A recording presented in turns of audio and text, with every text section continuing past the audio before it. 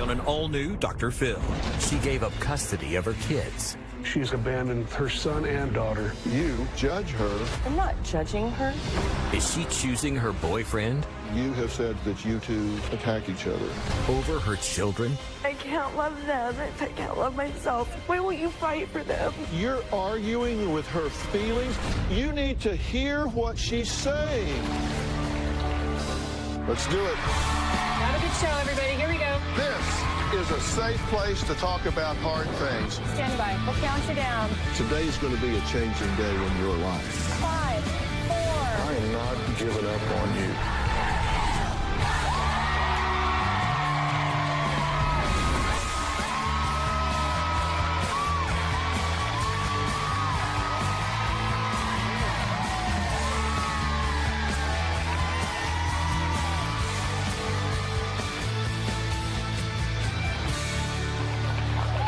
Well, 4 years ago, Jasmine says she was happily married with a daughter and one son from a previous relationship.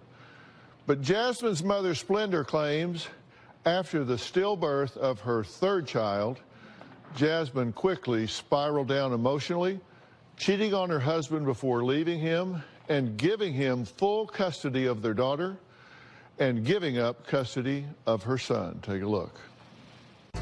I'm beyond concern for my daughter, Jasmine. I feel like she's self-destructing right now, spiraling out of control. Growing up, Jasmine had a very tough childhood. When she was 17, she got pregnant by her boyfriend at the time. They had a little boy. I moved in with my boyfriend and we were raising our son together. I felt that I was a really good mother and I was happy to be one, and it felt amazing. When my grandson was 3 years old, Jasmine met another guy. Jasmine gave up custody of her 3-year-old son and moved out of state with her new boyfriend. I was shocked that she left her son behind to be with a new boyfriend and very disappointed in her. They got married and had a little girl together. She was a wonderful mother. Married life was amazing. I felt like a soccer mom. I finally felt that Jasmine was having a stable, normal life. That didn't last long. 2 years later, Jasmine was pregnant again. 5 months into her pregnancy, her world fell apart. I remember feeling that something was very wrong. I wasn't feeling the flutters of him move anymore. The doctor told me that there wasn't a heartbeat. Jasmine called me in hysterics and told me her baby was dead. I don't even have words to describe the pain. After the baby was delivered, they showed the baby to the rest of the family and had a memorial service soon after. Jasmine has never been the same. Well, Jasmine then began dating her current boyfriend, Mike, who Splendor claims is physically abusive to her daughter. But Jasmine and Mike claim they're in love. Mike says Jasmine's family is too judgmental and have the wrong idea about their relationship. But Splendor and her husband Jeremy say they fear Jasmine is in great danger and are terrified that she could wind up dead. Take a look. About a month after Jasmine lost her son, she met her current boyfriend, Mike. Their relationship is beyond toxic. They take pain pills together to intensify their sex life. The most disturbing is that Mike is a bully and he is physically abusive. Jasmine told me that he kicks her, he hits her, he chokes her. When I think about Mike, my blood boils and pure anger and hate come to mind. He's manipulative and he's a sociopath. Since meeting Mike, she has completely abandoned both her son and her daughter. Your eyes. A few months ago, Mike was charged with a third-degree felony for choking and kicking Jasmine in the stomach. Mike wound up spending 2 weeks in jail. I have seen bruises on her chest, on her legs, on her arms. They're like Bonnie and Clyde. They're in such a self-destruct mode that they're either going to kill each other or they're going to hurt somebody else. Mike is sick, disturbed, psychotic. He is the devil. Okay, it's good to meet you guys. And you're really concerned about her safety, right? Absolutely. But has she been with a husband or intimate partner that has been functional? Has she been in a functional relationship? She was when she was married. How did it fall apart?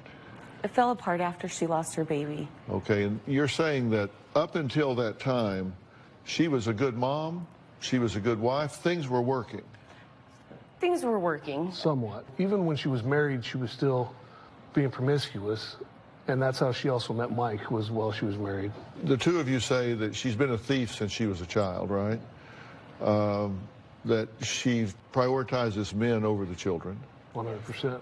She's cheated in past relationships. She gave custody of the two children to their fathers. Correct. But you say when she is with the children, she ignores them. Well, lately, yeah. And she tends to blame her issues on different things. She blames them on the stillbirth. She blames them on pills. She blames them on you. Correct. And she can't keep a job. She can't function and keep rolling along. Correct. Now, when she says she blames you, in all honesty, she didn't have a great childhood. That is true. Is she replicating you at that age? Yes, she did. Yes. Because you were dysfunctional at that age. Correct. And didn't she spend from 6 to 12 being raised by someone other than you? Yes, she did.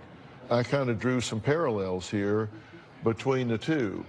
You know, for you, you had your first child at 16, unmarried, and she had her first child at 17, unmarried. Correct. You had 4 children with 3 different dads. She had 2 children with 2 different dads. You gave Jasmine to her grandmother for 6 years. She gave custody to the dads. You're a former drug user. She abuses prescription pills. You were in a previous abusive relationship. She's had abusive relationships. Correct. So the generational legacy is undeniable here. Correct. Absolutely. And, you know, since I have changed, I became clean and sober 17 years ago, and we've been in counseling. We've tried to, you know, work with all of this. When we got Jasmine home, I always wanted her to feel and know that she was loved, and these are not the choices that I would have been making had I been in the right state of mind. But you weren't. And as a result, she has a lot of resentment towards both of y'all. Yeah. She really relies on you in many respects. And I think you've held a lot of things together for her, which may be why she resents you, because you're the one that's the reality check for her. True? Yeah. I just want her to know I love her. Sorry. How do you feel about her?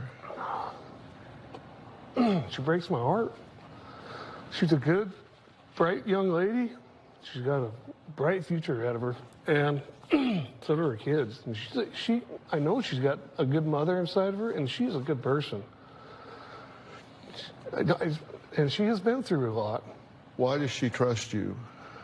I've always told her up front everything, and I think Jeremy's been the consistent in her life. She didn't have You know, her she father. said as much. She said that she resents you, but relies on you. The guy she's with now, you think he's crazy and a bully. Absolutely. You agree? 100%. Jasmine says she's not concerned about what Splendor thinks because her mother abandoned her as a child. Her words. We'll hear from Jasmine next.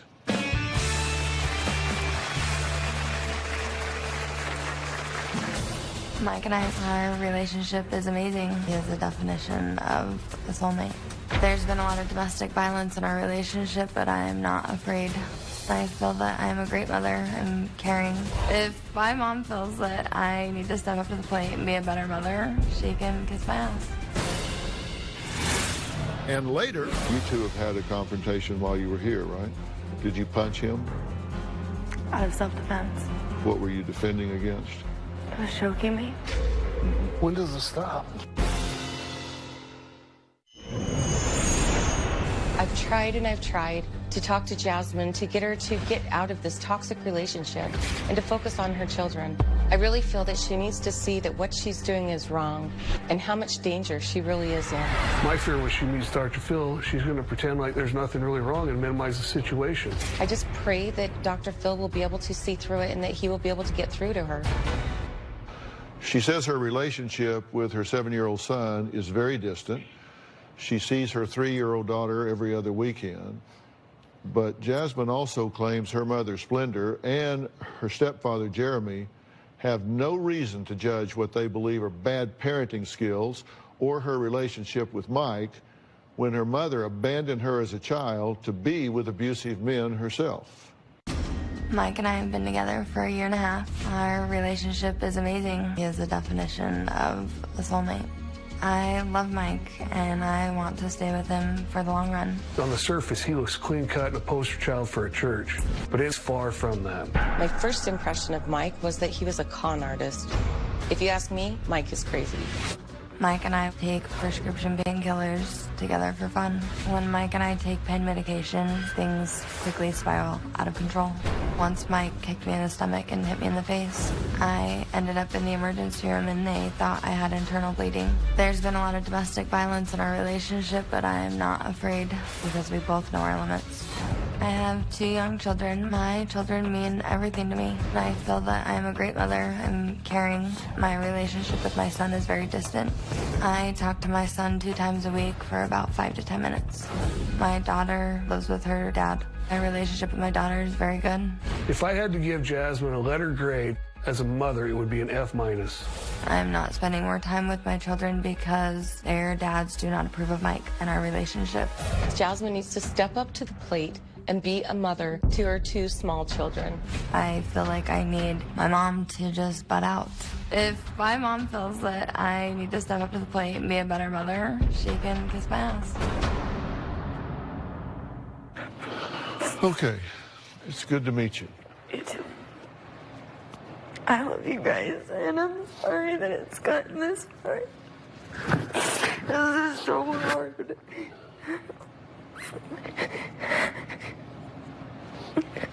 We love you, and that's why we're here. That is why we're here, Jasmine. You know I'll always fight for you. That is why I did this, out of desperation. I want the cycle to stop.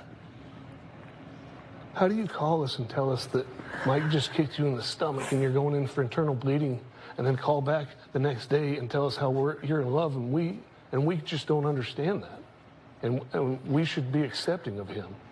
You know, when I look through the history here, we've compared your behavior with your mother's behavior. It's identical. And, I mean, it's the generational legacy, what's passed on. I mean, children learn what they live. Mm-hmm. You've been with these different men, and no relationship has survived. Why do you think that is? I think I just get bored, you know, and I tend to run if something bad happens. When you lost this baby, the baby was how far along? 20 weeks. Mm-hmm. And so you delivered. Mm-hmm. Were you able to spend time with the child? Yeah. How long? A day. I slept with him. So they brought you the infant deceased. I didn't want to let him go. I didn't care if he was dead. I just wanted to hold my baby. I didn't want them to take him from me. So you spent an entire day in bed with your dead child. Mm-hmm. And then they came for the child. Yep. And that was difficult to let go. Mm-hmm. Because I've been listening to and reading everything that you've said as we've asked you all these questions, and I think you've been very forthcoming, and I don't think you've grieved that loss as yet. I think you're still caught in the midst of that, and I think you're running from it. Mm-hmm. Well, Jasmine's boyfriend, Mike, is here. He says he wants Splendor and Jeremy to understand that he loves their daughter, and he is not this bad guy trying to abuse her. We'll be right back.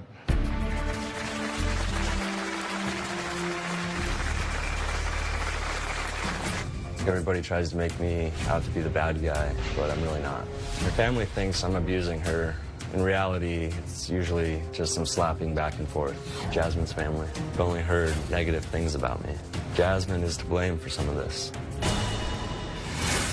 And later, You pushed me in somebody else's direction, so I'm somebody else's problem, not yours. You've done that to me my entire life. Why don't you help me and be there for me as a mother, not there for you every not as single an time you call. enemy? In my eyes, Jasmine's boyfriend, Mike, is a predator. I think that Mike can be very controlling. He monitors my phone, my calls, my social media, my passwords, my text messages. When my daughter's on the phone, Mike will sit right next to her and listen to every word that's being said. Mike is so manipulative. I know what is going on. He is very deceiving. Mike thinks he can control and con anybody, but when he meets Dr. Phil, he's in for a rude awakening. well, Splendor and her husband Jeremy, who is a stepfather essentially to Jasmine, say they are worried about their daughter's safety ever since she left her children to be with her current boyfriend, Mike. Now, Mike says Jasmine's family does not know him and should not judge him based on lies. Take a look. I think everybody likes to point the finger at me. Everybody tries to make me out to be the bad guy, but I'm really not. I take full responsibility for my fights, but a lot of the time it's Jasmine that starts getting aggressive first. Jasmine's usually the one that throws the first punch. I've only laid my hands on her in a reaction to her hitting me first. Her family thinks I'm abusing her. In reality, it's usually just some slapping back and forth. I don't have any fears of it getting out of control. I don't feel like the violence would ever escalate to the point to where somebody gets injured or goes to the hospital. I have a non-existent relationship with Jasmine's family. Her parents have only heard negative things about me. Jasmine is to blame for some of this. Jasmine lies to her mom. Jasmine told her mom I held a gun to her head. It absolutely never happened. Jasmine needs to stop venting to her mom about me. She needs to tell her family about the positive things and not exaggerate the negative. I feel like with Jasmine's parents, they need to give me a fair chance, a chance I've never had. I take very seriously what we do here, and we don't stop cars out on Sunset and say, you want some help. I deal with people that come to me and ask for help, and we try to choose people that are sincere about it. And Mike, I don't demonize him. I don't even know him. I think he's walked into a hornet's nest here and is probably over his head. But he decided this morning that he would only appear on the stage if I would agree to put him up in a hotel for the rest of the week, buy him tickets to Universal Studio. You know, my team didn't even ask me. They know. They just said, no, we don't do that. We're about helping people here, and so we move on without him. You two have had a confrontation while you were here, right? Did you punch him? Out of self-defense. You punched him out of self-defense? What were you defending against? He was choking me. He was choking you? When does it stop? Yeah. And here is a photo that Mike sent us of his bloody nose. He said, I left the hotel. Good luck with her. I won't be abused for anyone. I'm sure Mike would have a very different story about how this all happened.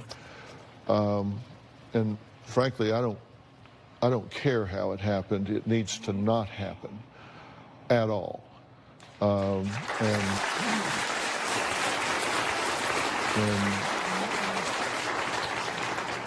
you have said to us, and Mike has said to us, that you two attack each other and that you abuse each other. And that needs to not happen, and there is no theory under which a man should ever put his hands on a woman in anger, ever. What I'm interested in here is, do you want to change this legacy? You can either continue to live what you've learned, you can continue down the path that you are, going from one relationship to the next, to the next, to the next, and doing to your children what was done to you, or you can stop this right now. I want to be done. right now. Well, Splendor and Jeremy say that they want the same thing. They think these relationships cannot be healthy until she gets healthy. We'll hear more about all of that when we come back.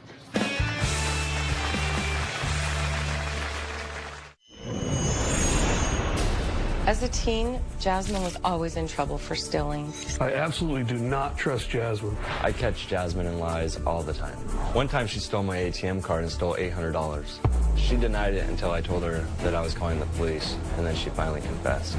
Just a few months ago, Jasmine took $200 out of my wife's purse. Jasmine will lie to me about what she was doing, where she's been. I feel when it comes to Jasmine, you have to watch what she says and watch what she does, because you cannot trust her. Your behavior suggests that you don't like yourself very much, and you don't like some of the choices that you've made.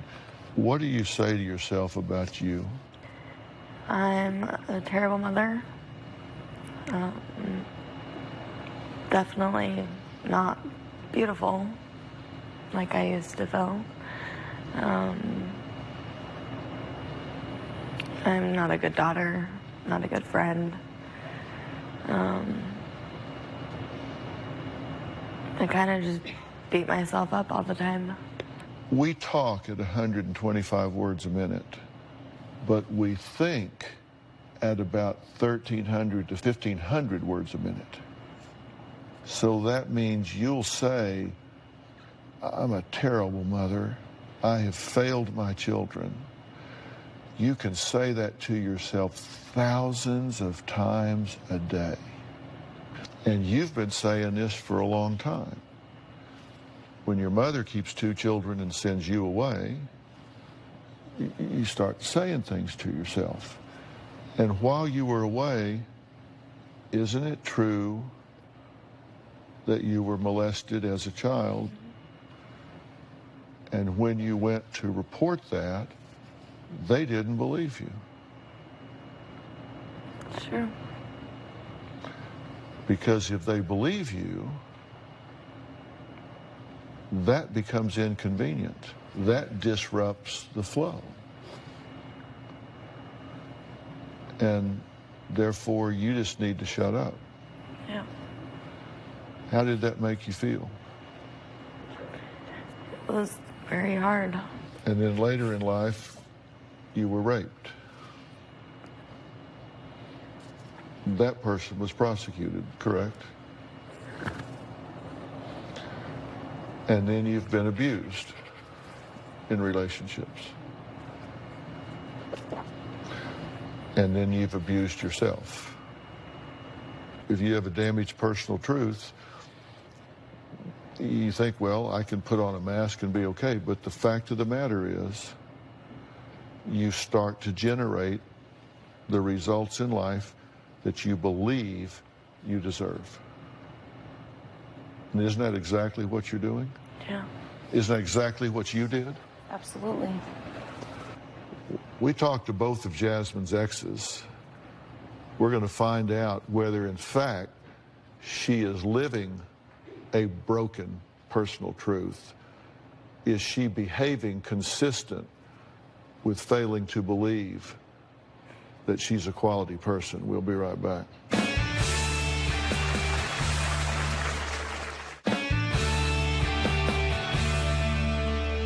Jasmine says her mother is in no position to judge her when she gave her up to live a life of partying, drugs, and abusive men. Well, we've talked about that, and it's absolutely true. What bothers me is that you, really both of you, judge her about what she's doing as though you have nothing to do with it. I'm not judging her. Yes, you I are. want it to stop. No, but you are judging her. Both of you say it like she's totally responsible for it. I know the pain that I I believe feel you do. doing it and seeing the pain that her kids are going to have. We reached out to both of Jasmine's exes and fathers of her 2 children, and I want to tell you a little bit about what they said. It's critical. I'm going to tell you it's critical, but it goes to the point of what I'm saying about living your personal truth. Her son's father, Ryan, says Jasmine puts herself first, not her kids. She's an attention-seeking person, is also a pathological liar. She needs to realize her kids are her first priority, not her. Our son is so emotionally damaged by the letdowns his mom has caused that he won't even talk about her. I know her situation with an abusive boyfriend and being on drugs. She probably can't see it from the perspective as others, but I hope you guys can make a difference. Everyone else around her has tried and been burned so many times that most of us have given up on her. Her daughter's father, Jake, Jasmine has always had issues. Her issues are far before losing Rowan or meeting her current boyfriend. 2 weeks into our relationship, she moved in and stole $1,000 from my safe. I looked the other way. A couple of months after that, she cheated on me while dating and also cheated on me while we were married. Being brutally honest, I don't use the word mother very often with her anymore. She has a child that's only 40 miles away from her, and she sees her once a month for a night. Most of the time I have to give her money to buy her food, diapers, and things. I don't think she's a good mother at all. She used to be a great mother until she snapped. What do you think about what they're saying? They're both amazing fathers.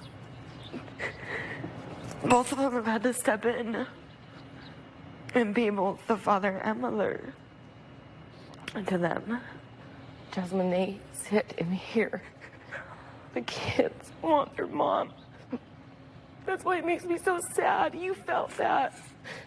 Why won't you be there for them? Why won't you fight for them?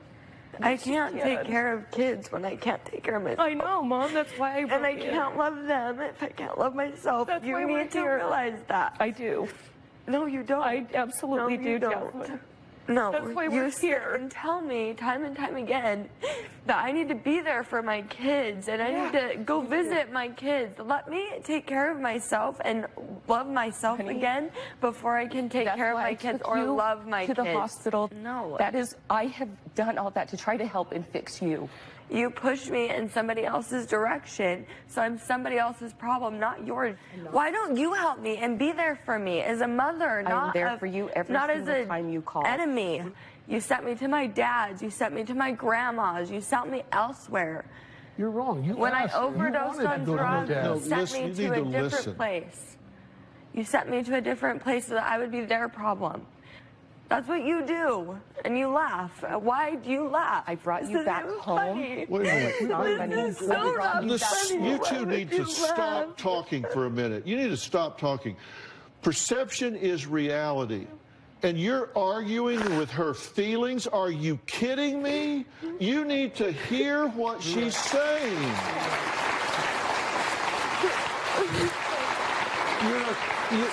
You're so interested in being right, you're not hearing what she's telling you is her reality. You're right. It doesn't matter if it's right or not. It's real to her. She has a right to her feelings.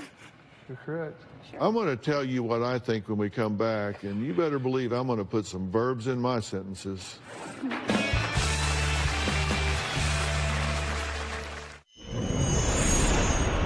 Jasmine has 2 beautiful children. Jasmine's done such a poor job at being a parent. She's not even emotionally there for her children. I really miss my children, and what hurts the most about not spending more time with my children is the fact that I don't have them. My grandchildren miss their mom. Her son is starting to act out in school and with the other kids. Her little daughter just cries for her mom. They need their mom desperately. But Jasmine would rather chase after mine than be a mom. She can't give what she doesn't have.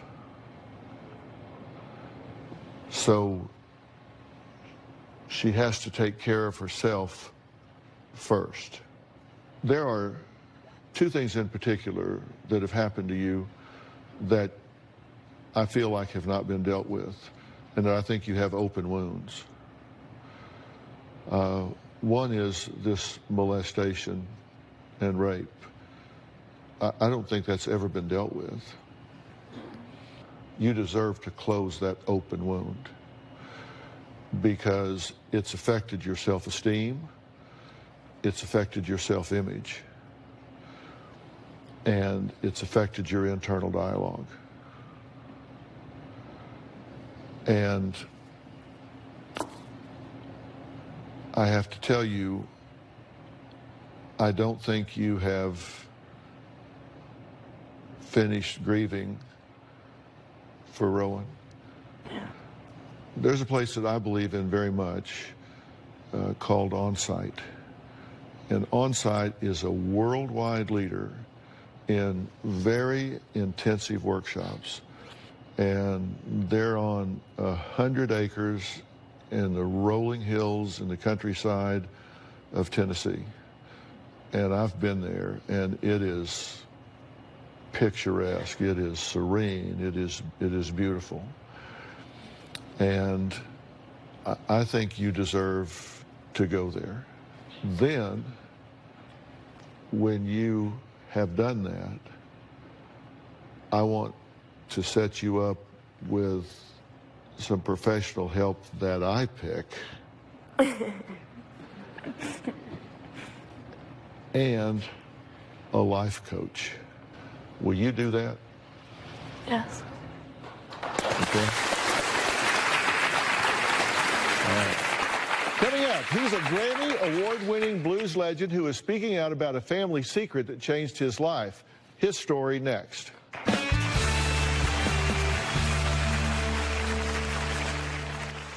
He has 8 Grammy Awards, has been inducted into the Rock and Roll Hall of Fame, and is considered a living legend. He is one of the greatest blues singers and guitarists of all time. I'm talking about Buddy Guy. He has influenced such musical greats as Eric Clapton, Jimi Hendrix, and Stevie Ray Vaughan. But now at 82, Buddy has a new song in his heart, and it's very personal. In 2008, his youngest brother, Phil, who was also a musician, died from prostate cancer. So Buddy Guy has made it his mission to spread the word about the disease. Now, Pfizer Chief Medical Officer Dr. Frida Lewis Hall met up with Buddy and his daughter, Carlise, at his Chicago Blues Club, Legends, to learn more. Take a look.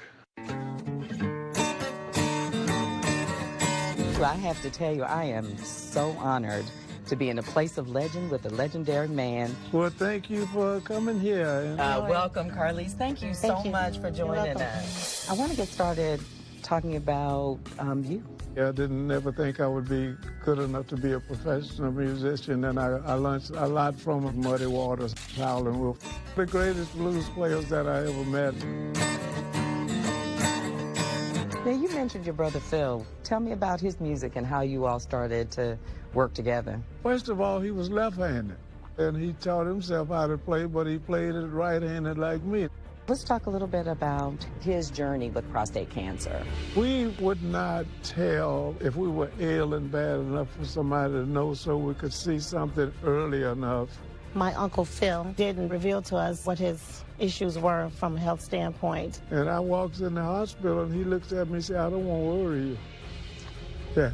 I remember the look on my dad's face when they told him, we'll give him like 10 days. And he shortly thereafter died. You've really taken the terrible situation of your brother's death and turned it into such a powerful mission. Yes. So tell me a little bit about what is PCA Blue. Our goal is to bring awareness in what my dad is trying to do to just get him to get checked out. I mention it to people, get yourself checked, period. You could just say one thing to people, what would that be? Don't wait too late, get yourself checked for prostate. I love it. Well, please welcome Pfizer's Chief Medical Officer, our really good friend, Dr. Frida Lewis Hall. Thank you for being here again. Now, Dr. Frida, Buddy's goal to educate men about prostate cancer is so important. So tell us more about this disease. Prostate cancer occurs in the prostate, which is a reproductive gland in men. About 1 in 9 men will be diagnosed with prostate cancer in his lifetime. And prostate cancer is the second most common cause of cancer death in American men. Prostate cancer, in most cases, occurs as men age. So the average age of diagnosis is 66. Wow. So age is a risk factor. So what are some of the other risk factors associated with it, not just age? So family history is an important risk factor. Right. The risk for developing prostate cancer doubles if you have one first-degree relative, that would be a father or brother, that's affected. Now, race is also a risk factor. For reasons that are still unknown, African American men have higher incidence rates of prostate cancer than any other racial or ethnic group, and are more likely to die from it. If you have one of these risk factors or others, you should talk to your doctor about what screenings are right for you. In early stages, and even as the cancer progresses, prostate cancer is really asymptomatic. It just doesn't have any symptoms, right? So at what age should men start having these prostate exams? So the American Cancer Society suggests that men have the conversation with their doctor about screenings at about the age of 50. Okay. Now, for those with high risk, age 45. Okay, when symptoms do appear, what should men look for? Some symptoms to look out for include problems with urination flow and frequency, or pain and burning sensations when you urinate. Right. Also, blood in urine or semen, right. painful ejaculation, right. and hip, back, or pelvic pain right. that doesn't get better. Now, some of these things can be symptoms of other things, like infection or an enlarged prostate due to aging, but it's important if you notice any of these things to talk to your doctor as soon as possible. Right. Some men are going to face anxiety, depression, difficulty in changes in their sex life and accepting all of that. So they may be reluctant to take medications, seek treatment, and accept the treatment. So I really encourage men, just man to man, to go have this checked. I get it checked on a regular basis, and I encourage everybody else to do it. Early diagnosis is critical. And if you're diagnosed with prostate cancer, work with your healthcare team to monitor your progression, but also to seek out support, because that's so very important.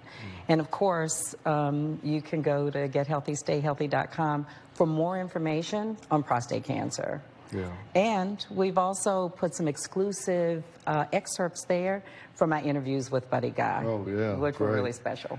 Yeah, and I always say, Robin and I love this gethealthystayhealthy.com. I highly recommend it. So, all right, well, we're out of time. I want to thank all of my guests today, especially Buddy Guy and his daughter Carlise and Dr. Freda Lewis Hall. We'll see you next time.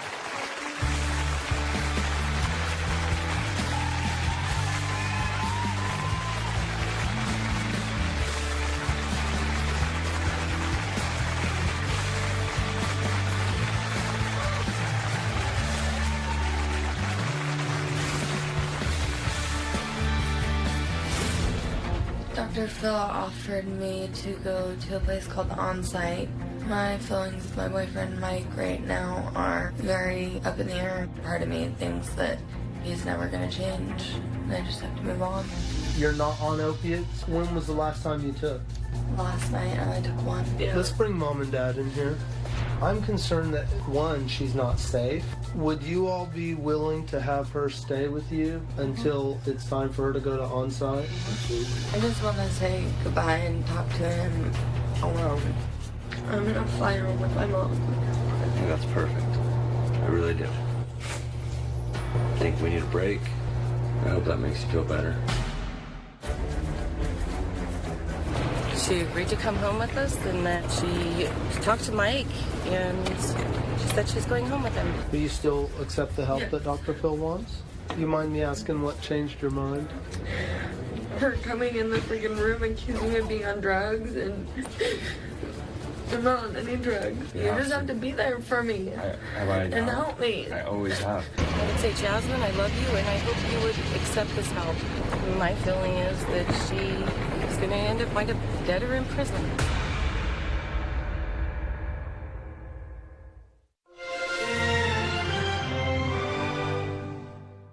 Bounce, bounce, all the girlies bounce. Take 'em to my house, turn the party out. Bounce, bounce, bounce, all the girlies bounce. Take 'em to my house, turn the party out. You warned me 1,000 times, memories can kill ya, but I didn't hear ya. I thought that I could fly, but woke up on the asphalt. I swear there was the last time. I've always been naive, call it